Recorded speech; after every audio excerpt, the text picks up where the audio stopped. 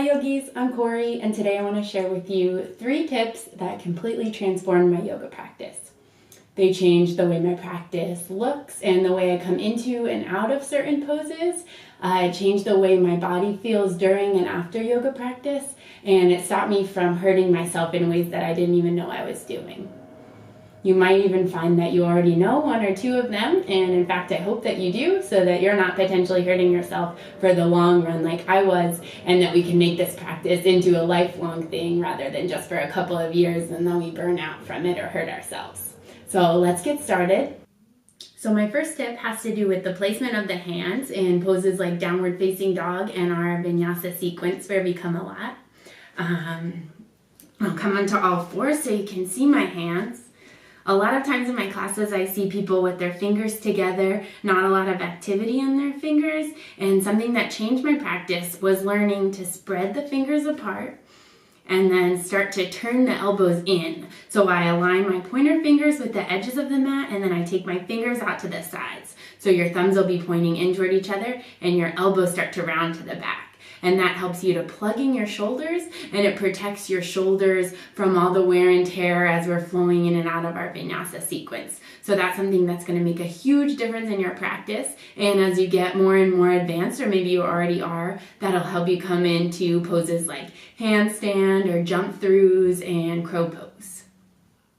My second tip is something that I started to notice when I would get into the faster paced vinyasa or even Baptiste style classes where all the poses are linked together and you're going like warrior 1 vinyasa, warrior 2 vinyasa, high lunge vinyasa, vinyasa, vinyasa, vinyasa, and I was stoked about it. I was feeling like I'm a dancer, I'm dancing with my breath, my movement is so fluid, I am yoga, I feel great. And then I would leave class and my shoulders would kill me, and sometimes I would even have this pinching in my shoulder that made me have to take a break from yoga for a few days. And you really shouldn't be feeling that way after practicing yoga, so if that's happening, you might be doing something wrong. So hopefully this next tip will help you. This tip I'm going to show you 2 different ways, and it can be kind of an ego killer because you might find that while you're building up strength, you need to get started on your knees and you might not be able to do the plank to chaturanga lowering down, or it might be that you start class in the plank to chaturanga and then halfway through, or as your strength or your alignment start to falter, you switch down onto your knees. And know that it's okay to switch, know that it's okay to go slower than the instructor might be cueing. No one minds waiting for you. You will catch up eventually, and it's more important to take care of your body than to go as fast as everyone else in the class is going. So for the first round, I'll show you with my knees lowered down, which is a great way to start. You spread your fingers wide. I align my pointer fingers to the edges of the mat and come into a diagonal here. And then as you lower down, you want to stop at the point where your shoulders are still above your elbows. So you keep them plugged in away from your ears. Start to bend into your elbows, just so everything stays in alignment. And then as you draw forward into your cobra or your upward facing dog, you just have to press down into your hands. And the second round, I'll show you from a high plank pose. You still want to have your fingers spread wide. You will draw yourself forward, keeping your gaze in front of your hands.